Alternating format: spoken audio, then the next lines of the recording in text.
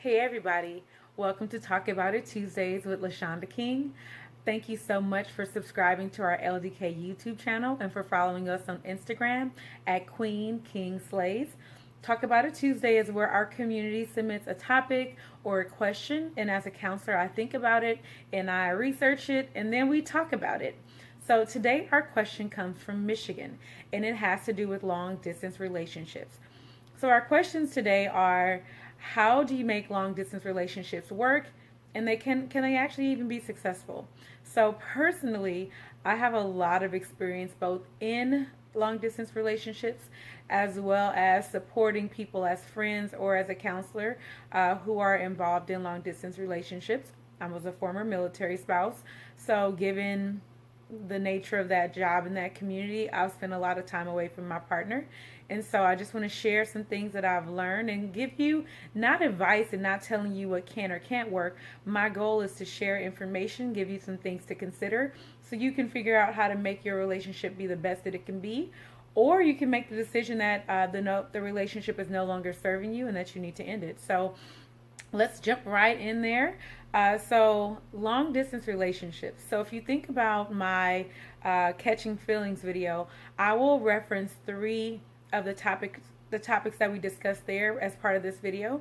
So in order to have a good long distance relationship, or any relationship for that matter, you have to have honesty, communication, and alignment. And when I start talking about long distance relationships, I'm going to add in the added factor of trust, because trust is extremely important when it comes to long distance relationships. So those are kind of the four main things that I think are needed to be successful. So honesty, communication, alignment, and trust.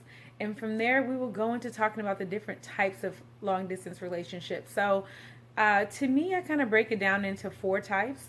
The first type being a short term long distance relationship where you typically live together or in the same city, but there are periods of distance between you. So, like a year or 6 months. In our case, or in my case, there were deployments and training. So, those took my partner away for up to a year or more at a time. Another type is long term. So it's still where a defined amount of time that you'll be apart from the person that you're dating, but it is longer than a year or two. And maybe there's, like in my case, my partner was in school. And so we knew that it would take a certain amount of time for my partner to finish that program. And so we knew that it would be a few years before we would be able to live in the same state.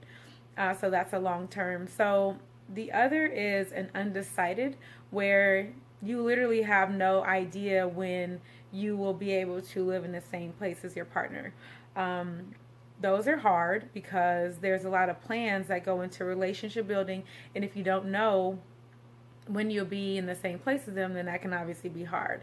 And then the fourth is not actually a type, but kind of like something that's a red flag for me, is when two people live apart and they cannot agree, or even really have a good discussion about when or where they will come together, if that's what they choose for their relationship. Like, one partner wants to live in this city, this partner wants to live in this country or this state. So that's kind of misalignment to start with. So I guess I'm going to dive into some of the pros of being in a long distance relationship. And to me, they're very similar to the pros of being in any relationship, but with a couple added benefits because it is a long distance relationship. So, of course, we are in relationships, whether it's friendship or intimate or romantic relationships, because there's support and there's love and there's companionship. But one of the things that is more special about a long distance relationship is visiting and being able to travel and go spend time in two different cities with your partner. That's not including like actual trips with your person, but I mean like going to see them where they live at. So I want you all to know that if you desire to have a long distance relationship, you definitely, can be successful in that if you are honest and communicate, and you and your partner are in alignment with each other, and you all have good trust.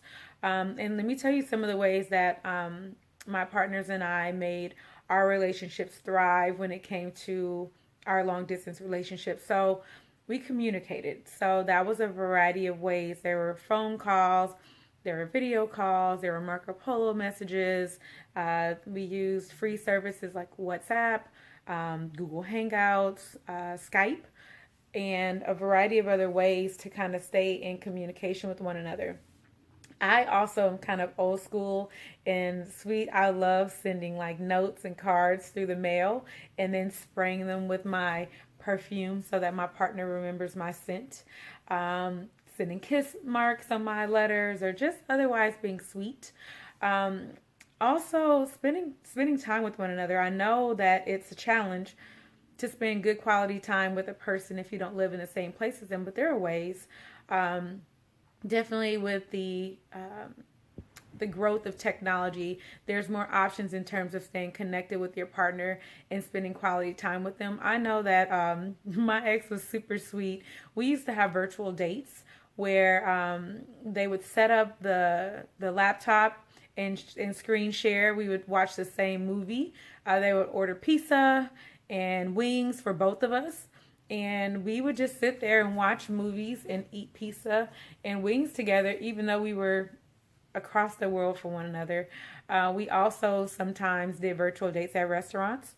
Um, Brought the other person with us at the table, had headphones, and just had a date. Went out for drinks. And also, there's different ways that people feel comfortable, but also sometimes people share intimate moments over uh, technology as well. And sometimes, if you have a spouse that lives overseas, I mean, you got to do what you got to do. Um, yeah, I love sending care packages, being intentional about listening and letting my partner know that I'm paying attention to them and that I am hearing them and that I want them to know that they're cared about. And also just doing whatever you can to meet the needs as you can. Although there's a lot of ways to make it work and to do it well, there's a lot of challenges, of course, with any sort of a relationship, but especially with long distance relationships. So, of course, trust is a very big factor in that because you're not there and there's inherently a physical person that's missing. And so there is less physical touch for hugs, cuddling, I mean, sex, whatever it is that you feel to be intimate. There is less of that when you're in a long distance relationship.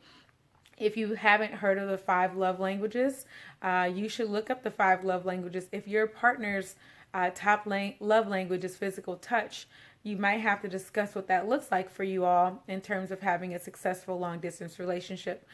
Some of the things to consider for a long distance relationship are if you are truly cohesive, if you are actually bonding together, or if you feel like just it's kind of a routine.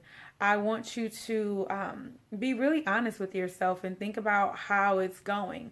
If you feel like you're getting to know that person on a deeper level. Also, I think that my one of my partners and I were really privileged in the fact that both of us are college educated. We had good jobs and we have finances to be able to visit one another. And I realize that not everyone who's in a long distance relationship has that ability. So if you can, visits are helpful. Understanding love languages and how to meet the needs, understanding that physical needs are reality and how to like navigate that in the alignment of your relationship. And also handling hardships virtually. Sometimes we have arguments with our partner virtually or over the phone, or sometimes we don't argue at all. But that's because you're not together and you're not experiencing life's daily hardships together. Another thing I caution you to really strongly consider is what I call the miss you cycle. So when you are in a long distance relationship, I don't know if I think you fully get a sense of what it's like to be with your partner for a long period of time because you go through this miss you cycle. So the miss you cycle for me is like, oh, I miss you so much. I miss you so much. We see each other. Oh, heart. I love you. I love you. I love you. Oh, it's time to go. Oh, sad face. I'm so sad. I'm going to miss you. I'm going to miss you. And then the miss you cycle starts over again. So, I mean, yeah, I think that absence does make the heart grow fonder. And when you have the ability to visit, it creates a heightened sense of missing a person. It creates a little bit of an instability in how you receive love from that person. So just be aware that is a possibility. So I definitely hope that the pros or how to like make long distance relationships work were helpful, and also some of the things to consider. I think what I want to end with is those four things again: honesty, communication, alignment, and trust. So I think a lot of us remain in relationships out of habit. And I actually am going to do a whole nother video on that another day. But we have to really be honest with ourselves and communicate with ourselves and with our partner to make sure that we're still getting what we need out of the relationship, that we're aligned, that we're on the same page, that we're working towards the same goals, whether that be family, marriage, partnership, whether that's monogamy versus polygamy or an open relationship. There's so many things to communicate about in general, but especially for long distance relationships. Oftentimes, I will say that, myself included, and friends and people that I've helped, we ignore red flags often. We ignore misaligned relationships for the sake of comfort, companionship, and also convenience. So we just have to be diligent and make sure that we're being honest with ourselves and with our partner. A lot of us don't want to be alone, so our relationships are a reflection of that. They're just something that we do. We're not thriving in them. We're not meeting any goals. We're not truly aligned in them, but we keep them because we do not want to be alone. And I get that. Humans were made for connection, so I'm not knocking whatever anyone chooses to do. But hopefully this video will give you some things to think about. How have you all managed to make long distance relationships thrive or do well? What are some of the challenges that you have faced? I have dated both men and women, and I have dated or been in long distance relationships with both. Do you feel like there's any difference in being with a heterosexual relationship virtually, or a same gender or same sex relationship virtually, or long distance? I'd love to hear your thoughts about challenges you have faced, how you've overcome those challenges. And overall, I just love to hear you talk about it. So write. Send me some notes down there, and I'll read and respond. And community members, let's respond to each other. Thank you so much for seeing us on Talk About It Tuesday. We'll see you soon for Transparency Thursday. I hope everyone has a beautiful day, and we'll talk with you soon.